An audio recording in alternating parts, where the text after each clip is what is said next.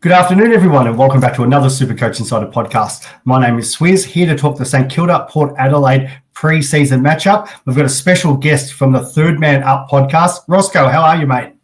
Yeah, good, Swizz. I'm glad to be jumping on the Supercoach Insider YouTube for the first time, and hopefully we can really dissect this game. As bad as it was a watch for me yesterday, there were some very valuable Supercoach takes to take out of it. So, looking forward to jumping on and hoping you're very well as well. Yeah, mate, I'm flying. Cricket season's wrapped up, so it means we're full on into the footy season. It's good actually having these proper pre-season matches so we can get a better read on what's going on with each team. Yeah, 100%. Before we jump into talking about the Saints and Port Adelaide, as always, check us out on all our social media platforms, in particular YouTube, Spotify. Get in contact with us via X, Supercoach Insider 100 or Swizz26 for me directly. Mate, where can the good people out there find you? So I'm on Twitter at @third_man_up, and I'm also going to be jumping on the Supercoach Swordplay podcast, Supercoach Swordplay on YouTube, with DR, Spills, and Janet throughout the year as well. So looking forward to a big year ahead. Yeah, mate, and if you haven't already out there, people, I'm sure most of them are following the Swordplay guys, but if you haven't, check that out. In particular, if you haven't, the pre-season guide, which I know you've done a great amount of work. So has Janet, DR, all the boys. I know that you've got a ton of contributions from us creators out there too. So if you haven't, guys, get going, download that, put an order through because it's a fantastic resource. Yeah, 100%. We've been putting a lot of work into it, and the support that we've received from all the creators, all the supporters, we've had heaps of orders. So hopefully it could be something we get into yearly, which would be really, really awesome as well. But definitely jump on board if you haven't already. Yeah, and those details will be in the show notes as always. All right, down at, RSEA Park these days, Moorabbin, the Saints 7-7-49 got pretty well a walloping from Port Adelaide. Did not start well, 14-9-93. Before we jump into kind of the individual performances, mate, what do you think about the game? Look, obviously, there's a bit of an element of it's only pre-season and, how much can you truly take from it? But I think any game where you sort of start 6 goals down without having kicked one at quarter time probably doesn't bode well for the year ahead. But, I did see stuff on Twitter. Brisbane have, lost their pre-season games last year or something like that, and they went on to win the flag. Like, I'm not saying we're going to be anywhere near there. But, hopefully come round one against Adelaide, we can see a bit of a better effort and, hopefully there's not too much we can take out of it. But unfortunately, I have the feeling that, it's going to be a pretty accurate reflection of how our season might go in the long run.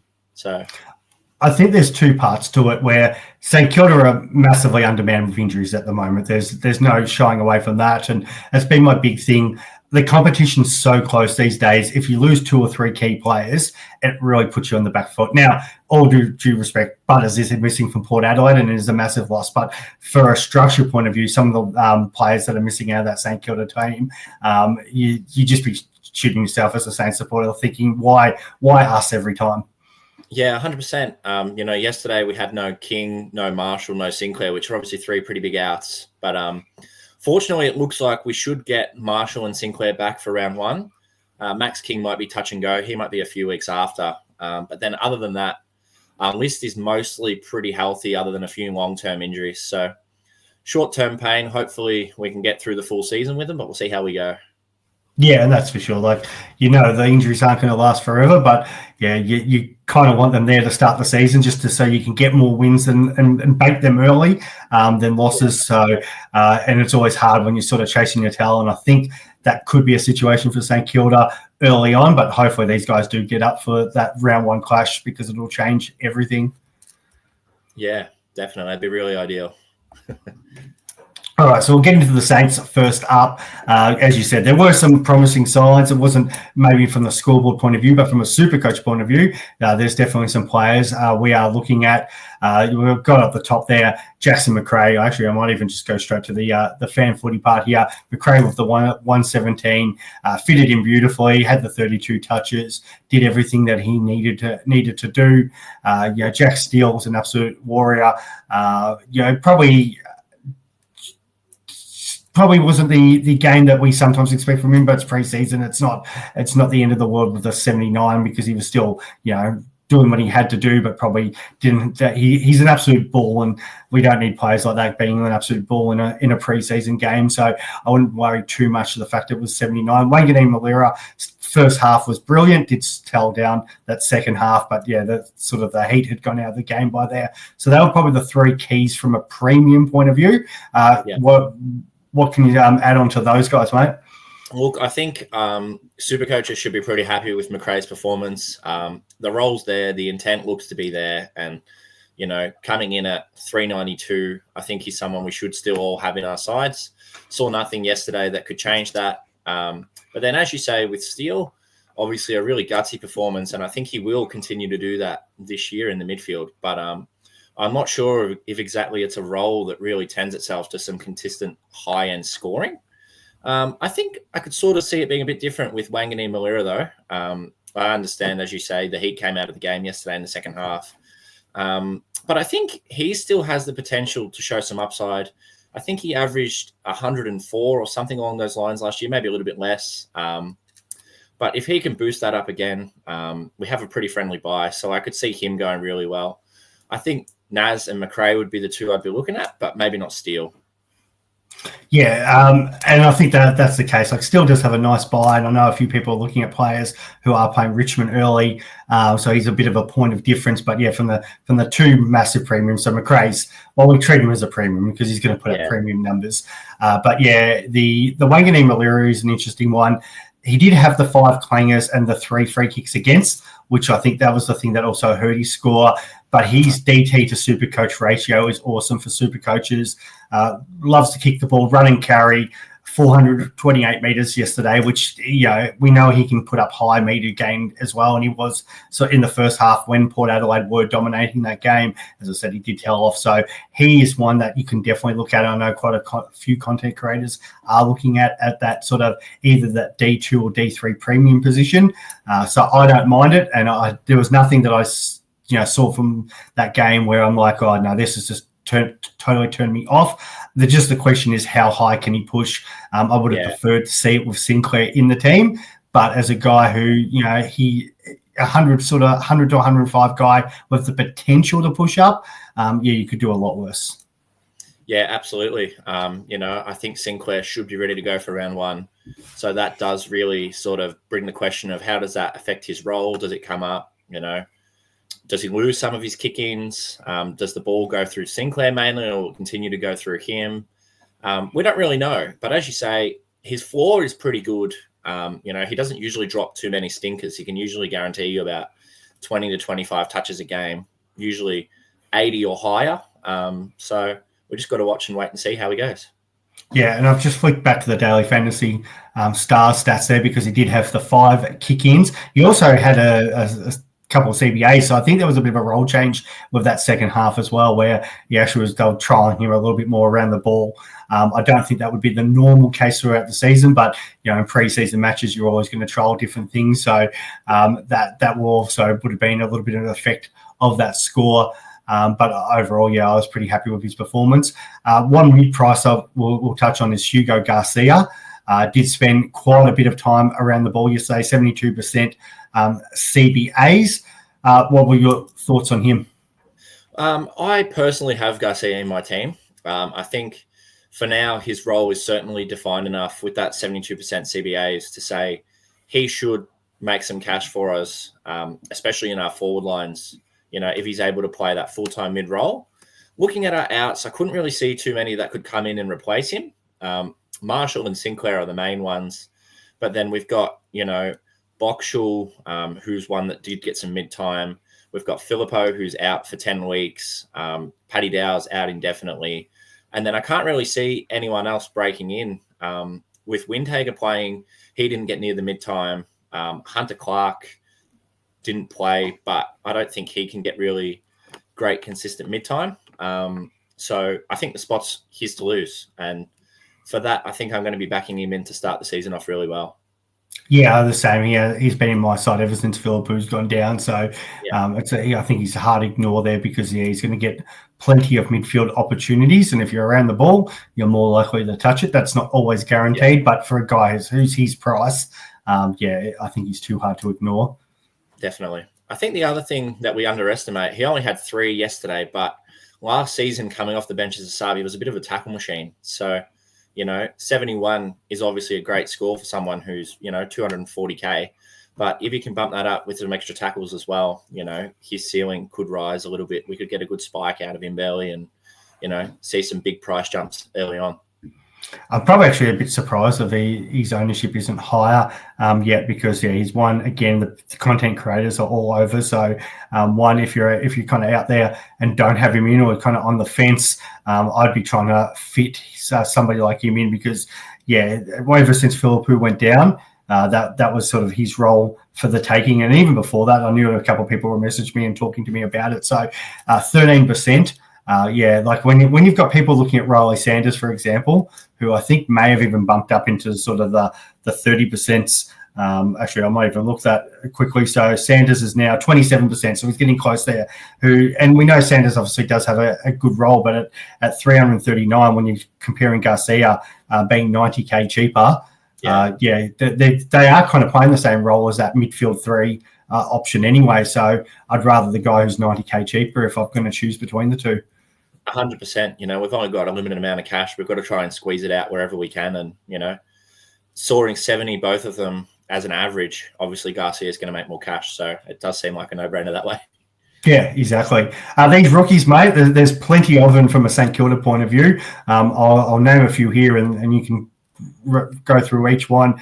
So we've got Boxshell, who had another really good game, Angus Hastie, Harry Boyd, who seems to be most people's R3 at the moment, Liam O'Connell, where people are trying to find that 6th, 7th or 8th defender, because we haven't had it much, and then probably a poor performance and time on ground reasons for that with Toby Travalia, and we've also got Max Hall as well. So mate, you can work your way through all those rookies. Yeah, look, I think some of them are going to be quite hard to place. I'm not really sure, come round 1, who's going to slide out to probably fit Marshall and Sinclair in. As you say, I think if Boyd stays in the side, he's definitely a ruck 3 for us. We don't want to pick him if he's dead. We could probably pivot to a Reedy or get interesting with a Matt Flynn. But I think despite the 40 yesterday, he'll have that role. If Marshall comes in and he's still in the side, he should still get some ruck time, rest forward. And I think at 99K, he'll be able to still generate some cash for us. So I think he's probably the one who I'd say is the most locked in for me. Angus Hastie is probably the tier below that with a 59. Not the best score, but I think with that spot in the back 7, I think I might find him more nailed than some of the others rolling through the midfield. And I can really see him getting a good stretch of 5 or 6 weeks. The one thing that does make it tricky with Hastie is that he's a midfielder rather than a defender, despite playing in defense. So, that might make it a little bit trickier for us to find a spot for him. We've also got Boxshall, who I think his scoring potential might be slightly better than Hastie's. But given his actual midfield role, I think it might be harder to take him and Garcia in the same side, as I reckon they're probably fighting for about the same minutes. I think that does definitely make him an interesting prospect, where if he gets a spot, he can score really well, probably compared to Hastie. But I'm just not sure if he'll stay in, if he'll play as a sub. I don't really know. And then the other few, O'Connell, Hall, and Travalia, I think might be a pass for now. I don't really like Max Hall's small forward role. O'Connell playing a sort of a lockdown defender / wing kind of role doesn't really lend itself well to Supercoach scoring. And obviously, as you said, Travalia didn't really get the minutes. So, I don't think I could pick any of those 3 as a guaranteed option. Yeah, we'll circle back, because I agree with those guys. We have to probably put a pencil through them. The Boxshell versus Hastie debate is really good. I've actually got Boxshell there as my M11 at the moment. Yeah. But the problem, because he's probably the one that's looked better, but the role, as you said, it's hard, because yesterday he's only had the 62% game time, and that's because, you've still got the main guys. You've got McRae, you've got Steele. Actually, if we go back even to those guys who were playing CBAs, we talked about Garcia in there. They let Wanganeen Malira, run through there. You've still got other guys that you're still trying to give opportunities to. So, yeah. it's hard to see kind of where he does fit in. Maybe it's that last bench spot, but then it does become a sub risk going forward, and that is my worry with him. Whereas you said, Hasty is playing as a halfback role. If things go right, we always know injuries do happen, and he becomes actually a further long-term option. He's probably in round 6 going to pick up defender status as well, which then becomes handy if he was able to last that long. And if you are in that half-back role, we know it is juicy for scoring. So he might not score as well as what a box shell would get if he had the opportunity in there, but still being a young half-back, we know these half-backs, they easily should walk on that field and probably score a 60. And if he's averaging 60 at his price, he's going to make some serious K, which is 119K. So the only thing with like box shell is that 6K cheaper, but 6K isn't that big of a difference for we can usually find that in our teams compared to if we're talking 20, 30, 40K. So I do kind of do like that, and you can kind of have a look at there the heat map with Hasty, where it is obviously a lot more defender compared to where box shell was playing. Yeah, I do think something to, note there of interest coming back to this page here.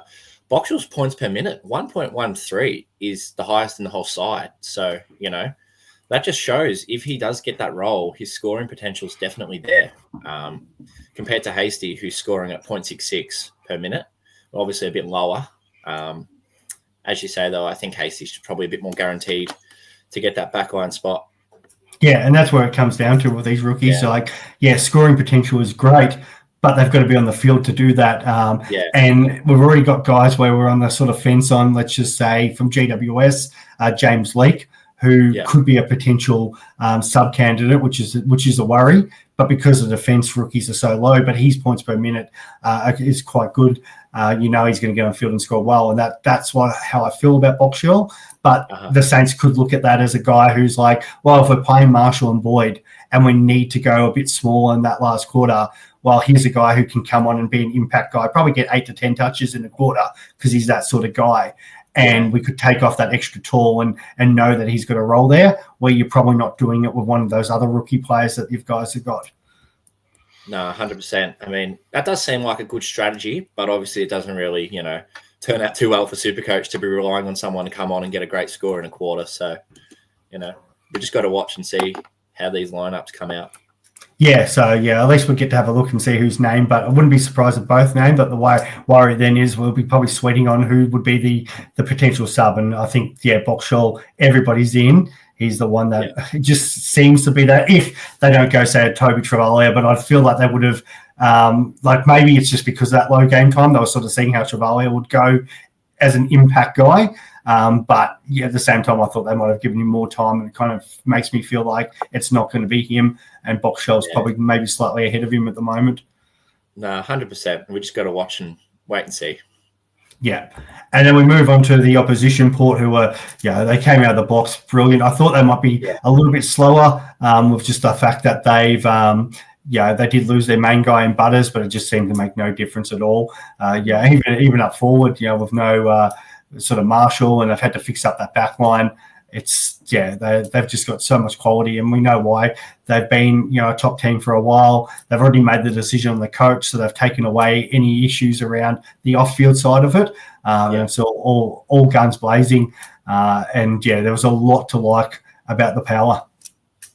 Yeah, 100%. They were just a step too far ahead of us yesterday, a class above, and despite no Butters, no Marshall, they just came out firing, put 6 goals on us from the start, and then it's really hard to come back in a game of footy like that. I think the rest of the game was probably sort of played at a bit of a, slower rather than a breakneck speed, because obviously, the wind had gone out of our sails a little bit, but there's still some definite positives to take out of the performance from Port Adelaide as well in terms of a Supercoach perspective, even though, we weren't really much of a handy opposition for them. I think the main one that a lot of people would be looking at is Horn Francis. I'm sure you probably have him as your F1. Yeah. So, sure do. I think his performance yesterday playing in the midfield just probably sort of showed that, he's got that role.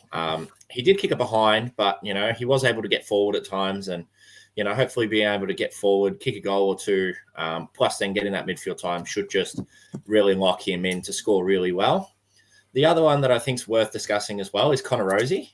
Without Butters, he dropped 39 disposals, 7 marks, 7 tackles yesterday, which is just a huge performance for 161. Now, do we drop down a really, established premium that we all wanted to start, or do we just, pick him, set and forget until Butters is back? What do you reckon? Yeah, so Horn Francis for starters. JP from the Dr. Supercoach boys came on and was just like, can't believe this guy's not the most owned player in the league. I know our defences are weak and we're trying to get the extra premium there, but with now Butters out, he's going to get more midfield time. He's just going to be an absolute beast. And, I think probably everybody should be trying to own him.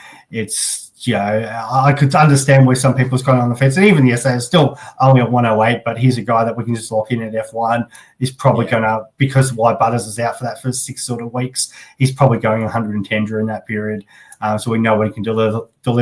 Rozee is the one that I did pivot down to Butters because I felt like I'm just going to keep the same structure there. I was picking Butters for a reason, and I do like their matchups. So I know they've obviously got the Tigers in round 2, which just becomes a big VC option. Rozee, the worry for him at the start of the year was, he has that little bit of Dawson Mills about him where he's the captain. If things go wrong during the game, he's probably going to have to fix it.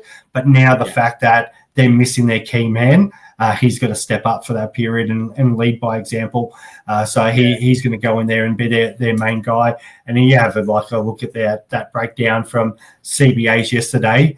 And it was, Rozee there, what's that, 76%? He had the most for the power. So they've obviously singled that intention straight away, where it's like, you're the captain, you're going in there and you're going to play the most time. And even still, his points per minute were off the chart. So I can see him bleeding by example, and he's at cheaper price. As much as, do I feel a little bit safer going some of those more expensive rookies? Probably yes. But there is a period of time where it's a bit like Finn Callahan here of the GWS. Some people are a little hesitant there. And if he didn't have the buy, I'd probably be all over that because all of a sudden that guy's there M1. So why wouldn't I want Port Adelaide's M1, especially with the sort of start of the season they've got? No, exactly right. If the role's there, then, we should be able to see that boost in scoring. I mean, we don't expect him to drop 161s every week. But, if he's able to replicate Butters scoring at, 100K, 120K cheaper, then, it definitely gives you that, boost in confidence that he can score really well and then, work out a strategy to either hold on to him when Butters is back or pivot him to someone who might be coming down a little bit in price or who's established really, really well that you might have also missed. It sort of does give you a lot of options with Rozee. And as you say, the Tigers in round 2 and then he plays us again in round 4 at Adelaide Oval. So those are 2 possibly, captain scores that we could take from Connor Rozee early on. Yeah, I'm sure the Saints have a better plan for him in place, but at the same time, you can't ignore players like Horn Francis. So it'd be interesting to see sort of what St Kilda try to do now that they've seen the best of Rozee. But us Tigers, we're going to have no answer for him. And I think sometimes people look at the sort of the first fixture and go, Collingwood, that's probably not a good matchup for Rozee, and might not be. And he probably might only put up 100 that day. But you've kind of got to sometimes look past that and go, what are the other matchups coming up? And there's a small period there. Even the fact that I know they do have the Hawks. They play the Swans away, which is a tough one, but they have a lot of Adelaide Oval games to start the season. I think it's 6 in the first sort of 9 or 10 weeks. You're kind of looking at that going, well, Port are going to probably win more than they lose at home, if not win all their games at home. And if they're winning games, they're getting the bigger chunk of the Supercoach 3,300. And, Rozee, the captain, leading that as the M1 is going to get the big chunk of that. Yeah, definitely. I mean, they're definitely advantaged by gather round. They get an extra home game there sort of for free. So I think I don't actually have him at the moment, but I've got a lot of thinking to do with what I want to do with my midfield structure. And, performance like that yesterday definitely adds some consideration for me. Just got to work out who I want to bring up or who I want to take down, I think. We'll tackle the half-back flanks and the centre-half back all in one go here. So we know Finlayson moved back because, they're missing Zerk Thatcher. They've got the injuries down there. So, that obviously had an absolute field day at half-back. Logan Evans, Miles Bergman, they were all massive scorers. because they're playing in that role. My problem with that is two things. Halfbacks seem to absolutely dominate the preseason competitions. Nobody puts any attention in there. It is kind of a bit Hull Globetrotter style games where the halfbacks just allowed to go off and do whatever they want. Secondly, St Kilda, though they tightened it up a little bit in the second half of last year, are known to be giving up points to halfback flankers. Yeah. No, that's a big criticism of our side is that, these DFS designated kickers sort of get off the chain a little bit. And, we saw that yesterday. I'm not sure if I'm brave enough to pick Finlayson. I'm not sure what your thoughts are on him, but, it did look like he had the role, but at that price, it's just very, very, very awkward. So, I'd be curious to hear your thoughts on him as well. Like, it is a forward. I feel like if he was actually listed in defender at Supercoach at 305, I'd be more tempted. Just the fact that he's a forward, and we've got a ton of forwards. Like, he's going to make some money. I think, he'll definitely go above what his break even is, which is a 57 playing in that role. So I've got a lot of confidence in there, and he has done this in the past. Like, he was kind of in and out of the side last year for different reasons. But like even the previous year in 2023, it wasn't his best season, and he still went 85. The year before that, he's 82. So there's meat on the bone for a guy who's coming in at such a nice break even for us, and he could make 100, 150k, no difference when he's a rookie. He's not leaving the side, so that is a temptation. Yeah. But at the same time, can't play St Kilda down there every week. No, but then we did say this, he does have the Tigers in round 2, so maybe he does take a few intercept marks and goes well. I feel like it's one that's probably, I'm damned if I do, I'm damned if I don't. If I don't go him, he's probably going to go nuts. If I do go him, it's like, oh, why did I go there? And Zerk Thatcher and the rest of the guys sort of come back earlier than what's expected. But as you can sort of see there, so the green on the heat maps are the halfback flankers or the back line, and there was a lot of green that finished up top in the points yesterday. So I am cautious on that, thinking maybe one out of the box. And I feel like that he's not going to come out and score that ridiculous every game. So I'm holding fire on that. I think there's plenty of other forward options. If a couple fell over, well, maybe that changes my mind. But at the moment, I think there's enough forwards to sort of go in Supercoach before I have to think about going there. Yeah, I think I'm going to be in the same boat with you there, Swizz. One that I did sort of want to mention as well is Josh Sin. Obviously, he did get a little bit of halfback time, and we can see down there that he only had 40% time on ground, and he scored 67, which is not too bad, really, considering, the short time on ground. But as you say, halfbacks against the Saints, I'm not really sure if we could justify picking him. He is a defender, priced in that, I believe it's 210k range. So could he be one for our sides, possibly? He's the one that I put in straight away. So 229 he is. I was really tempted by him, but I had a couple of Port Adelaide people come on the show. It was just like, we get worried about his kicking. Is he 100% set in that halfback role? Is he going to have to play more wing? There are some question marks. So when the Port Adelaide supporters were sort of questioning that, I was just like, I feel like there's other places to go. I know a couple of people messaged me about, say, Logan Evans. Again, second-year player, looked good again yesterday, but halfback flanker, I kind of just don't want to I'm sort of staying away as much as we need them, and we need extra backmen in there. I am a bit cautious of sort of going any of these places. And the fact that, Sin, as you said, it was a low time on ground, makes me even question that further. If they were really into him compared to, say, in Evans, who he spent 82% of the time on ground, they would have gone there. I think even you kind of looking through that list of the guys that sort of played halfback, and even Farrell, 73%. They've got plenty of options. So I'm happy to sort of avoid that for now.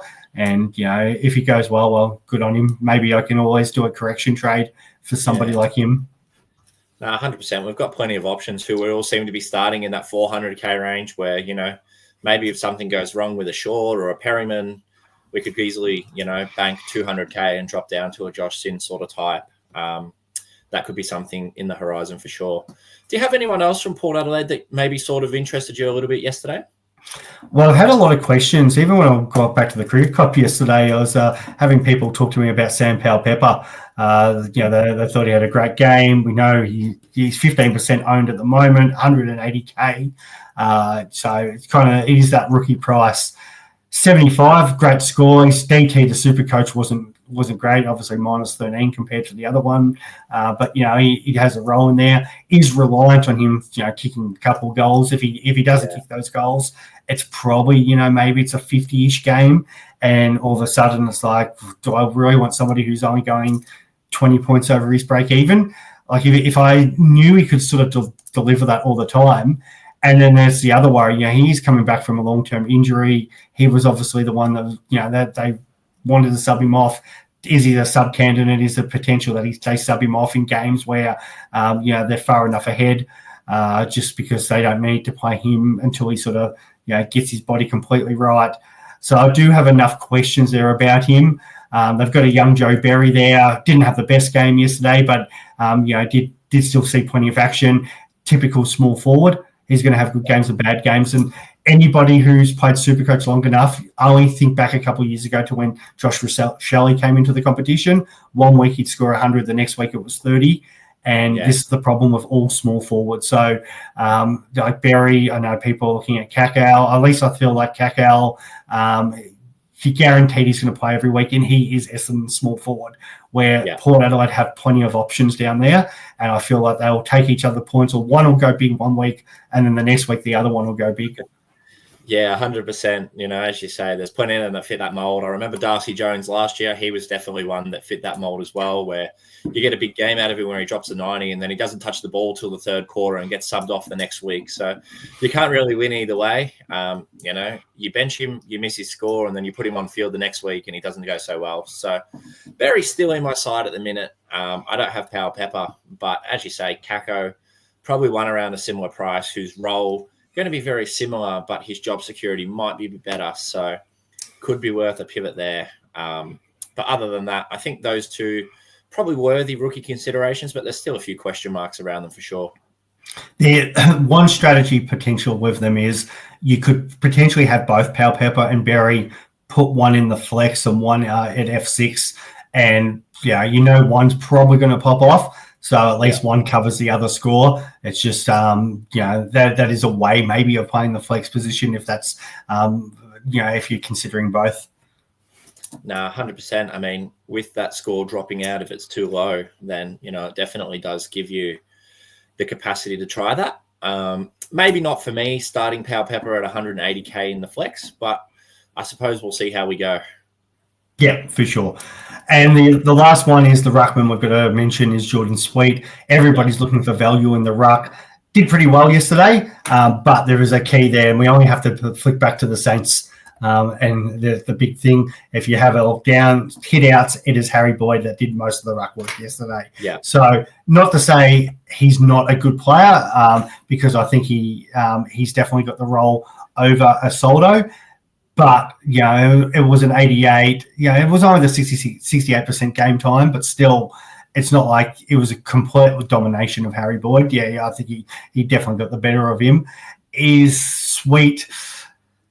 do I feel that confident that I want Sweet in there at my R2 when there's so many other options and his price compared to some of those other rocks?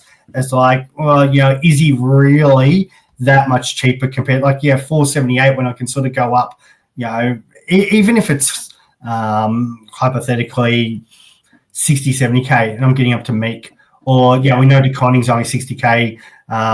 There's so many sort of options there, and then you can sort of get up to, it's 100K and you're talking about Nank and English. I think I'd prefer them and know that I'm getting a guy who, A, is definitely the R1 any given week, and B, has a proven scoring history and better sort of injury history than, maybe having a Jordan Sweet. But, if you are a value player, or if potentially you're looking at Jordan Sweet as your flex because you can see him making 100K and being a great ruck cover, not completely against it, but it's not for me.